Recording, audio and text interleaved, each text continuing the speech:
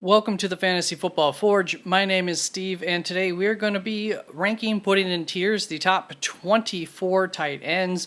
I already put out a quarterback video, and of course a wide receiver and running back video will be following in the coming week, 2 weeks. A couple of points of order. First of all, I start off with a base of half PPR just because that's most translatable to both full PPR and standard scoring. Keep that in mind, but I will point out 6 full PPR guys who receive, I'll just call it a full PPR bump, and then I'll also have 6 guys who will receive a standard league scoring bump. This is my current top 24.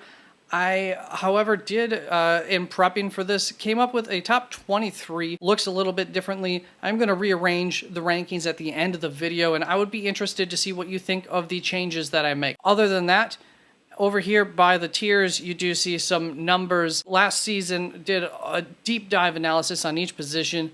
You can see the write-up for those, pretty long dissertations almost, on each of those positions up on the website, www.theFFforge.com. Anything that, for instance, these rankings are up on the website. There's a link down in the description directly to the rankings, and of course, then you can go anywhere else on the website. These are the amount of guys who came up as statistically in a tier where they are statistically better than, help you to win more games than the following tier. Editing Steve here, I ended up cutting out a bunch of stuff, so real quick, those numbers are just guidelines, and most of all for this position, you're really not going to see, it's not going to be obvious that I am following those guidelines. Also, that the research that I did, the analysis that I did, at the heart of it is something called the equalized value system, and what you might want to know about that is just that it favors consistency. So let's get right into this, and there's really no reason to not just put Travis Kelce up here first. I'm not going to be going in a specific order. I know what order I'm going in, but we're going to be getting guys all around here for entertainment purposes instead of just going 1 through 24 in that order. But Travis Kelce, clearly the tight end number 1. He is the incumbent leader from last season. I don't expect him to be as dominant as he was last year, especially when you consider how elite he was compared to the tight end number 2 even last season. That was quite crazy, but it's possible. Also, Travis Kelce receives a full PPR bump, and over the last several seasons, I have had Mark Andrews in the same tier as Travis Kelce. Last year, I had Mark Andrews ranked above Travis Kelce for reasons that we'll get to with Mark Andrews, as well as some of the other guys in this second tier. I have enough questions about them that I can't quite get them into this tier, because even worst case scenario, Travis Kelce still should be a tight end, top tight end 3, even with a slightly bad performance this year. It's just the low risk with him, whereas I think there's a little bit more risk with a couple of other guys. Now let's jump to a guy, Kyle Pitts, who is probably by the books going to be risky for how highly we're taking him this year. I have him as my tight end number 5. He projected in my projections as the tight end number 3, even after taking his target share down about 5%. Last year, his target share was 30%. I took that down to 25%. Last year, his average fantasy points per week, he was the tight end number 21. Equalized value, liked him a little bit better than that, tight end 16. I've been correct on him his first 2 seasons, so hopefully we can continue that. I wasn't incredibly... I thought he was getting overdrafted, and he was based on where he ends at the end of the season. I think that could turn around this season. Just add in a couple of touchdowns here and there for him, and then you just expect him to catch more of the targets, because, frankly, he just didn't catch a lot of the targets that came his way. He could be a top 3 tight end is what I'm getting at, so... I'm pretty high up on Kyle Pitts, and he receives a full PPR bump. And that's going to bring us to the next tight end in Zach Ertz, who I have at the top of my 5th tier. I have him 8 spots ahead of the ADP. The ADP on him is at tight end 27, so I have him at tight end 19, I believe. Average fantasy points per week last year, he was the tight end number 7 while he was healthy. EV, he was all the way up at tight end number 3, so really liked his consistency, and I believe that includes his injury week, which was lower than all the other weeks even with that. As far as his injury, it was a major one, ACL, MCL injury in week 10, and over the last several years, I think I've been not taking that into effect enough. And I've seen players that I've ranked too highly because of their performance, their efficiency, essentially the following season. And so I think I need to start taking that a little more seriously. And I don't think where I have him currently ranked really takes that seriously enough. So he is a guy you will see get taken out of here when I do my updated top 23 that I would like to get your opinion on. Next, we have another guy who we'll see about this ranking. Currently, I have Logan Thomas 24 spots ahead of the ADP at tight end 39. He is a sleeper for me. He did do very well as far as the projections go. A lot of the Washington Commanders players seemed to do quite well compared to ADP, if nothing else. Clearly, with this 24 spot difference, somebody's going to be wrong on him. And it's probably me if I wanted to keep him up here at, what is this, tight end 15, maybe? Here's why I do like him. Here's what I understand that the projections are trying to say here. First of all, this is going to be a passing offense this season. It was a rushing first offense last season. A new offensive coordinator that likes to pass a lot. Probably won't be able to pass as much as Kansas City has, but still, that's what they want to do. Other thing about Logan Thomas, he is 1 year removed from his major injury himself, so he could be back to himself, somebody who we've had high hopes for, and we've seen pop off here and there fantasy-wise. Also, he has a young quarterback who could rely on him as a bit of a safety blanket, and the team makeup could make it easy for him to be a good security blanket because there are weapons all across the field that defenses are going to have to be concerned enough about that could open things up in the middle. Ultimately, am I really expecting this Washington offense to be good? It would be a major risk up as highly as I currently have him ranked. I would say I don't think I have that faith. He will be just like Zach Ertz. He will be a guy who's going to come off in my next top 23, almost certainly whenever I update my rankings. Then we have Greg Dulcich here, who is another sleeper. He's going to go up in this. This is going to be my main tier. My top 13 guys will end up being in these top 3 tiers. As far as Greg Dulcich goes, I have him 10 spots ahead of ADP. The ADP on him is tight end number 18 currently, which I think is a little bit silly. First of all, he is a sleeper for me. He did very good in my projections, especially compared to the ADP, and he gets a full PPR bump, expecting him to be a big portion of this offense. Last year, while he was healthy, he was the average tight end number 15 based on fantasy points per week. The EV had him down to tight end 13, and I'm going to give you some arguments for Greg Dulcich since I do have him, at tight end number 8, even though the ADP is outside of the starting tight end. So I think that's a significant difference. I need to give you some good arguments for why I have Greg Dulcich this high. And so I'm going to compare him to some of the big name guys, the guys who the ADP is higher than him on and who are not going to end up in the same tier as him. And that's going to start off with Dawson Knox. And nobody is, the argument here for not Dawson Knox is that Dawson Knox has somebody threatening his path to reps, threatening his path to getting on the field, threatening his path to getting receptions, which is the only way you can get yards, touchdowns, fantasy points. Greg Dulcich, as far as I'm aware, as far as I've seen, as far as I would think about the other tight ends on the roster, there is no threat to him being the man, the number 1 tight end for the Broncos. Dawson Knox, however, has Dalton Kincaid coming in, highly drafted rookie, who fantasy-wise I think is going to eat into his workload. Next guy that has a higher ADP is Dalton Kincaid, and he is a rookie. And just like Dawson Knox, he doesn't have a clear path to the workload. Dawson Knox is going to be on the field and get work, probably as the tight end 1 this season.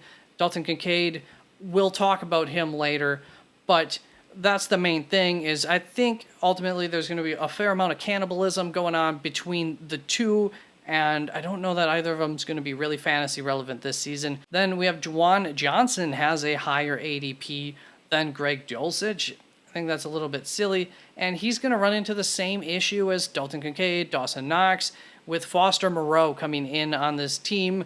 Think that they're going to cannibalize each other's work a fair bit enough, and that's concerning for me. Then Cole Kmet, well, even after last season, I can't really say that Justin Fields is a better quarterback than Russell Wilson, nor do I expect Chicago's offense to be a better offense than the Broncos offense. I think this Broncos offense will be much better than last season, and especially on the receiving end of things.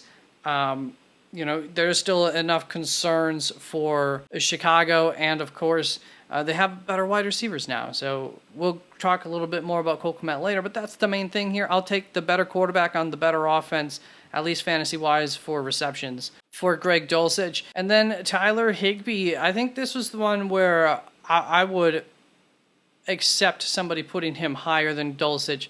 You could argue that he's going to be the second best receiving option on this team. I just don't expect that this offense is going to be very good. I have a lot of concerns about this offense, and ultimately I want the offense that's going to be scoring more touchdowns once we get to about tight end 8, which is where I currently have Greg Dulcich anyways. What it really comes down to is I don't see the top 5 tight end potential for Tyler Higbee, whereas I think that I saw enough from Dulcich to think that he does have top 5 fantasy tight end potential. And that's going to bring us to Noah Fant, who should be down in this tier. He is my ranked 23rd right now for my tight ends. He's going to be one that falls off this, but I do have a sleeper tag on him. He did project, fairly well.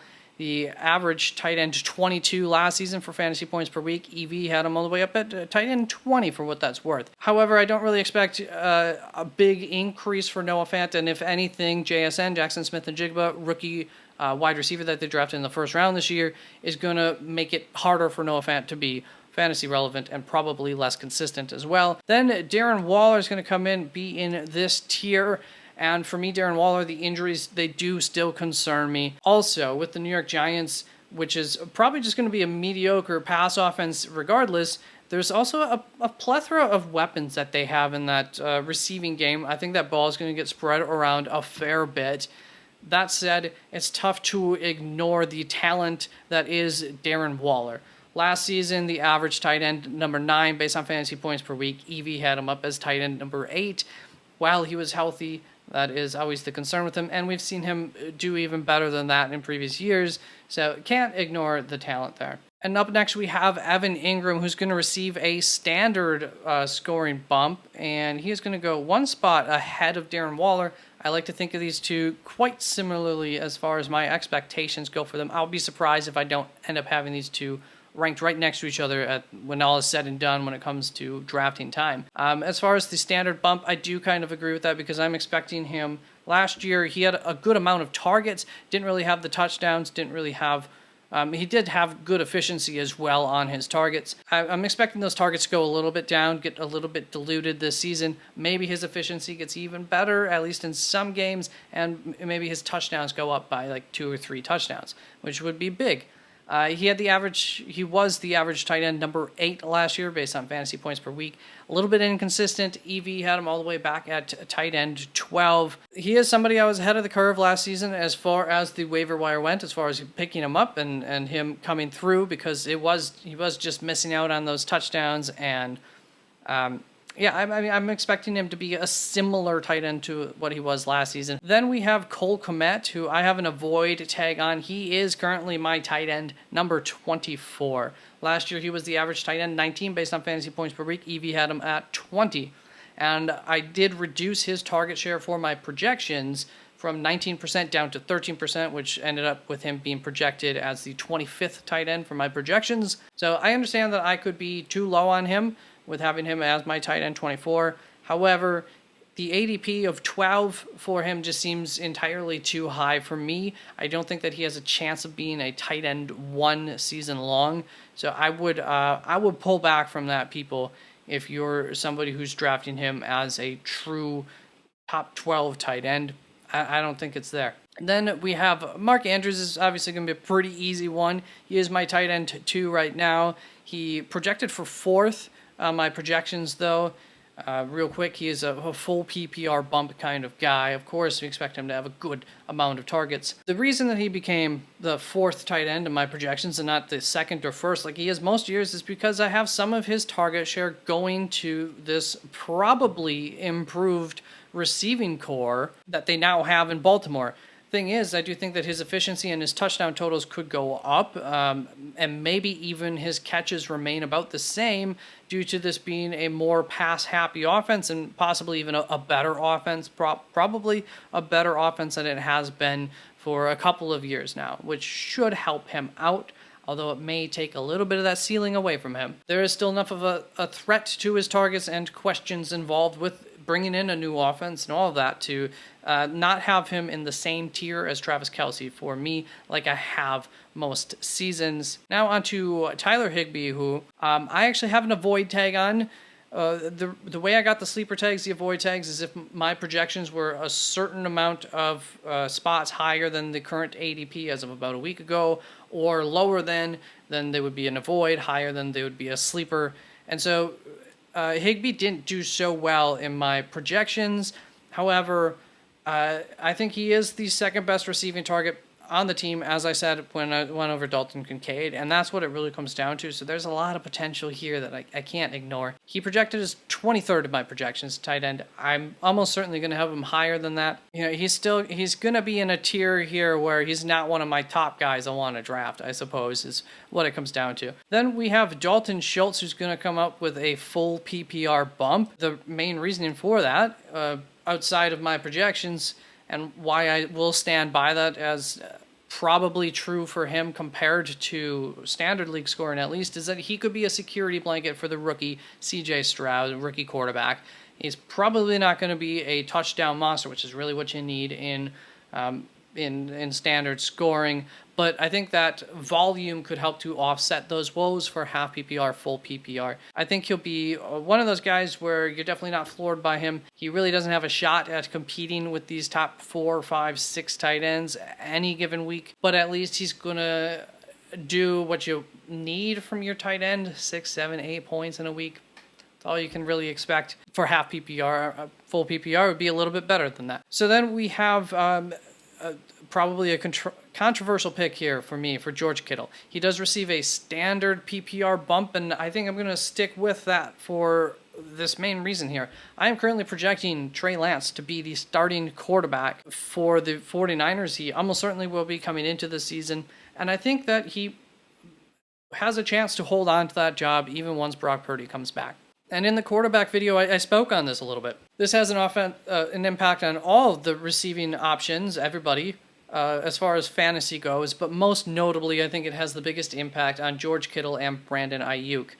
I also think that George Kittle could be featured, and this is part of the reason why it has that impact, outside of the fact that I'm just expecting everybody to catch fewer of the targets that they get and probably throw less overall with a Trey Lance led 49ers offense. With that, I think that there's going to be more of a reliance on George Kittle to be going out and blocking for Trey Lance in the event that he turns and he takes the ball upfield and runs. My projections also don't like him, so that didn't help. I haven't updated my roster for my projections a second time because originally I did my projections with Trey Lance in at quarterback, then I changed it to Brock Purdy.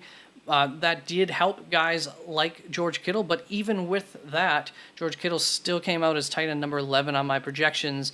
So really a touchdown-dependent tight end, I wouldn't say generally would be true, but if Trey Lance is the quarterback, I think I feel pretty strongly on that. Last year, he was the average tight end number 2.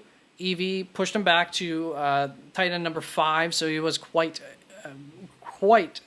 unstable as far as his week-to-week performances went. And for me, for George Kittle, it's not a talent or a system where I could rank him any lower than where I have him ranked as my tight end number 5. But that is the lowest I could comfortably rank him and not feel like I'm underselling him too much. But I really won't be surprised if he does worse, if he is simply one of these back-end tight end number 1s when all said and done. Then we have Sam Laporta coming up here. He is a sleeper, so he did fairly well in my projections. Have him above Logan Thomas. Sam Laporta's a rookie tight end, so don't love that. But the tight end position at Detroit is wide open for the taking. He almost certainly will be the de facto #1 tight end there this season, and it's an offense that we think is going to be effective, and there are enough weapons around him to make life easier for him here in his rookie season. My biggest concern with my ranking would be that he is the receiving option #3 or #4 on this offense coming into the season, and then Jameson Williams comes back,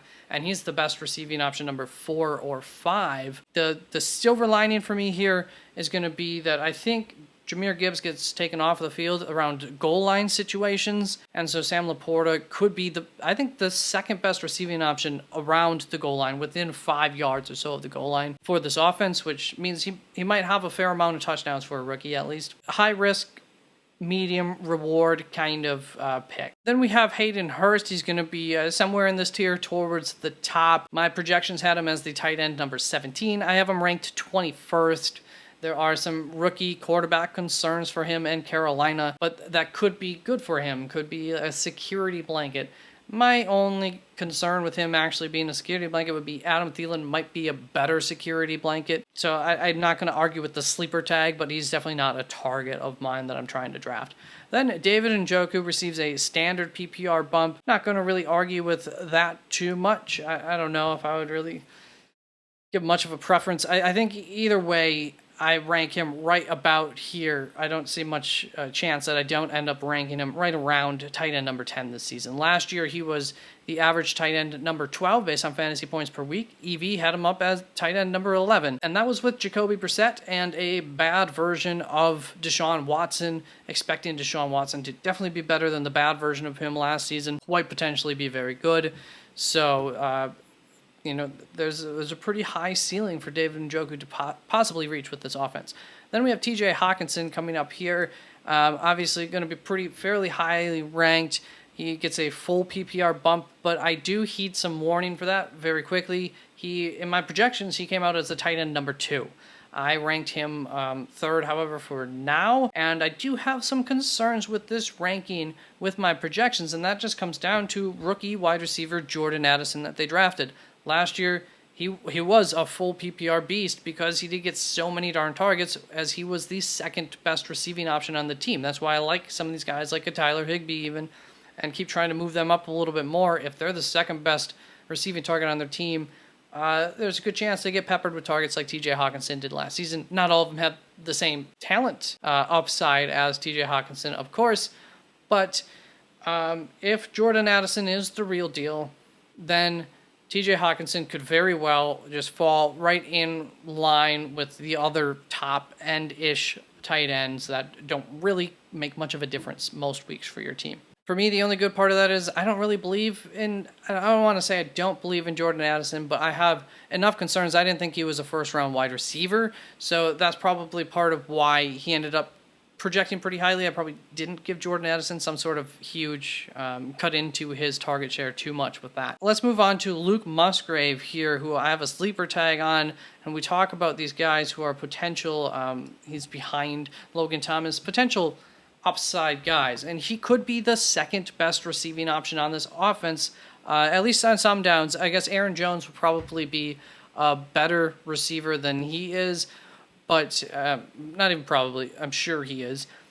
But, A.J. Dillon's going to come in and enough downs, split some work, and technically, I guess, Aaron Jones isn't a receiver, right? So, second, third best receiving option on this offense, and for me, the biggest selling point for Luke Musgrave, other than the fact that he also, just like Sam Laporta, the door is wide open. He should be the starting, at least fantasy-relevant tight end. Tucker Kraft could make a push for that as far as getting on the field quite a bit. But for Luke Musgrave, he's a vertical playmaker. Like, that's where he really thrives, is in the vertical game. So I think there's a chance that he could be a really good boom or bust option, might have a fairly decent floor target-wise, but also has that boom or bust appeal to him, which isn't a bad thing at the tight end position. In my analysis for tight ends, it basically said I would rather have boom or bust over consistency, because ultimately most of them don't do a whole lot to really help your team most weeks. So if you get a big boom week, that's really, really highly valuable. Now let's move on to Irv Smith, who is down here just ahead of Noah Fant. and he's going to be part of a great offense, but he's the fourth best receiving option on the field for that offense on most any play. So to me, that's just, there's going to be a too inconsistent amount of work coming his way. I do expect Irv Smith to have some big games throughout the year. Beyond people's waiver wires, somebody will take him, somebody will start him, and then you're going to get 2 catches for 20 yards the following week. I don't want to really be a part of that. He's probably going to be off of my draft board. Then we have Pat Freiermuth coming up here. He's going to be one spot behind George Kittle on my rankings. We're almost finished with this tier. Last season, the average tight end number 10 based on fantasy points per week. My EV had him all the way up to number 7. My projections had him as the tight end number 8 coming in this season. And I expect this offense to be better than they were last year. And they didn't really bring in anybody who's going to be a threat to Pat Freiermuth's target share. So I don't really expect a whole lot of changes, just maybe a little bit more upside for Pat, but I'm expecting roughly the same kind of fantasy season for Pat Freiermuth as he had last year. By the way, Pat Freiermuth gets a standard scoring bump. We have Dalton Kincaid, who I currently have behind Luke Musgrave, and I have an avoid tag on Dalton Kincaid. My projections really didn't love him because I did end up having that tight end work getting split fairly evenly ultimately between him and Dawson Knox. I expect Dawson Knox to be on the field more, thus gets more opportunities, but I do expect Dalton Kincaid to have some packages that are kind of designed for him. And there's potential for more, and so that's where Dalton Kincaid is a candidate to be moved up farther. Right now he's my tight end 17, so not too far off of ADP, and I believe his ADP is 14, and I will actually end up with him at ADP when I do my new projections. The only thing is, I don't really think I'm comfortable drafting him. I think I keep that avoid tag on for myself at least at tight end 14, but the upside is definitely there for him. Number 1 tight end drafted in the draft on a very, very good offense, so I get it. By the way, my projections on him had him at tight end 21. Now let's move on to Tyler Conklin, who's going to be behind Zach Ertz, ahead of Redhead here. I can never seem to remember his name for some reason when I want to. But Tyler Conklin, I have a sleeper tag on him. Last year, average tight end number 20. EV had him back at 22. And I actually reduced his target share by a full percentage point compared to last year, and he still ended up as my tight end 14 in my projections. My projections think that he's going to benefit greatly from Aaron Rodgers being there, even with fewer, a smaller share of the targets overall. And so that upside is there with Tyler Conklin. I don't know. I think I'll keep the sleeper tag on him. He'll just be a guy who I'm keeping my eye on going into the season. I don't think I see much of a reason to draft him. There's other guys with more upside and whatnot that I would rather go for. And now we have Chig Okonkwo, my favorite tight end, not the highest rank, but my favorite tight end rookie last season coming into the year, into the draft. And he's going to get a standard PPR bump, which I want to call him as a full PPR bump. So I guess I like him in all formats. Then it makes sense why he got the standard PPR bump. He is a big play guy. And as far as why I want to call him a full PPR bump is because we're back to that. I think that I know he is the second best receiving option on this offense. Without a doubt in my mind, he is right behind Treylon Burks. And so he has a chance to get peppered with a large target share for this offense for whatever that's going to end up being worth as a second-year tight end here. My projections had him at tight end number 10. I have him at tight end 13. He's a guy I'm definitely willing to take a risk on. It is a projection with him, but I'm not alone here. I think the ADP has him right around the same spot as well. Then we have Dallas Goedert. Pretty easy. He's up here right behind TJ Hawkinson. Average tight end number 5 last season based on fantasy points. My equalized value system liked him a little bit more, had him as my tight end number 2. And he gets a standard PPR, standard scoring bump. And I'm in agreement with that, especially because my biggest concern for him, so he had my EV ranked number 2. Now that you understand what the EV system likes to reward is consistency. Obviously, Dallas got a very consistent tight end last season. My biggest concern for him is that DeAndre Swift's going to be coming in and make him a much less consistent tight end, take off, maybe not lower his ceiling, but lower his floor for sure.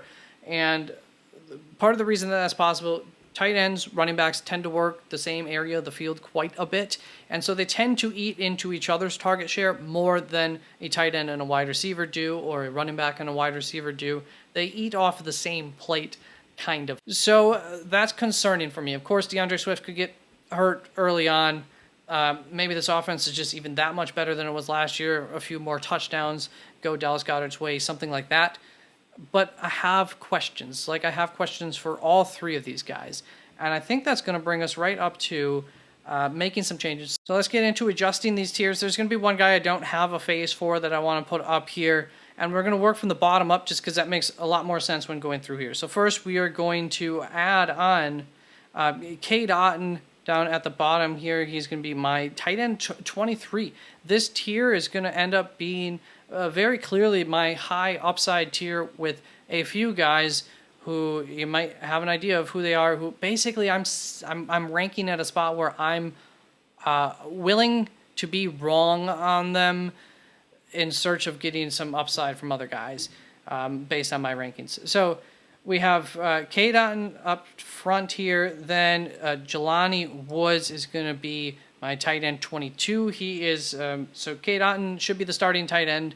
If Baker Mayfield can be pretty darn decent, he's in a good position to, at least if touchdowns go his way, to be a back-end tight end 1, high-end tight end 2 kind of guy. Jelani Woods, I would say, has a real boom or bust potential this season. If he had a quarterback that we could rely on, if Aaron Rodgers was going to Indianapolis or something, I'd be much more excited about him. But second-year guy, actually had him ranked higher than Okonkwo for the draft season early on. I think I ended up changing that, but still a guy who had some very interesting and exciting traits. Got drafted fairly highly in a good tight end draft class last season, and he's going to get an opportunity this year as a starter there. Like the fit for him. I almost want to put money on the fact that he'll have what my EV system considers to be a tight end 1 type of week, at least like twice this season. I think there's some upside to him. It just questions on the reliability of that upside. We are going to take Zach Ertz out of here. We are going to take Tyler Conklin out of here. We're going to take Hayden Hurst out of here. And Noah Fant's going to drop out of here for sure. So after this, we're going to stay here. We're going to bring Luke Musgrave down in here next.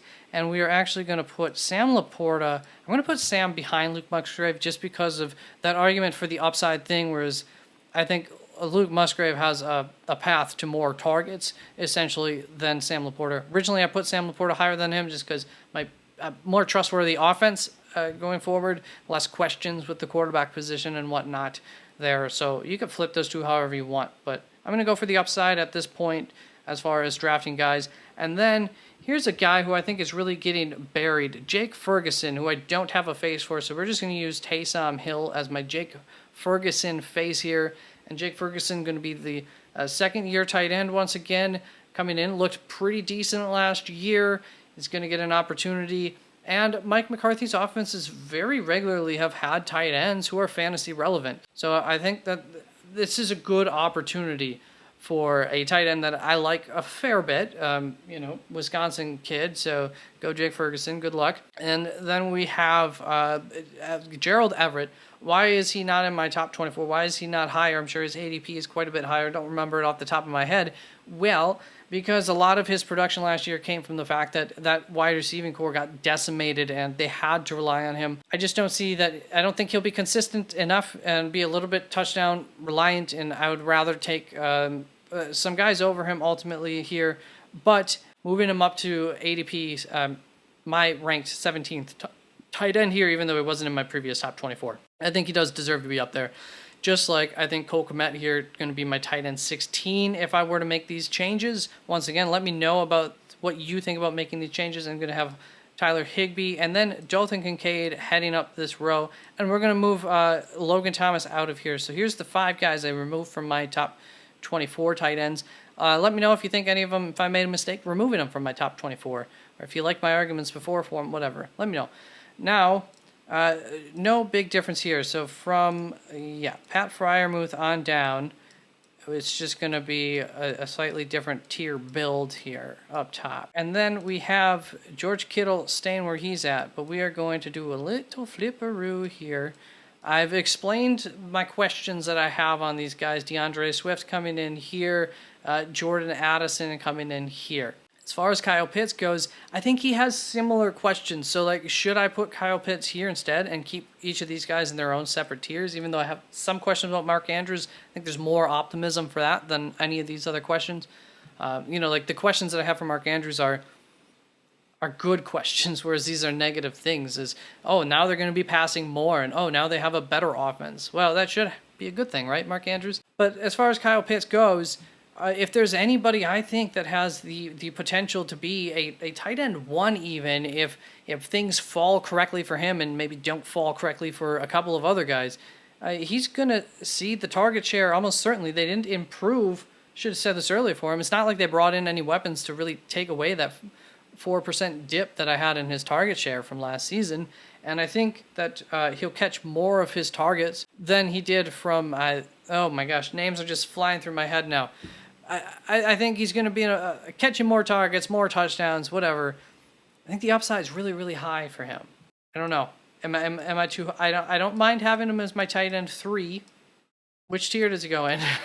All right. For now, this is how I think I might redo or at least make some of these changes. Let me know what you think of those changes. A couple real quick before we head out here. Notable long shots that aren't on the list here. Foster Moreau, Juwan Johnson, I just think that I talked about them a little bit. I think they'll cannibalize into each other's work too much. But if either one of them comes out emerges as the primary option for this offense, it could be definitely fantasy relevant like Juwan Johnson was last year for New Orleans. And then Hunter Henry and Mike Gesicki, the same thing as Foster Moreau, Juwan Johnson. I think they'll eat into each other's work.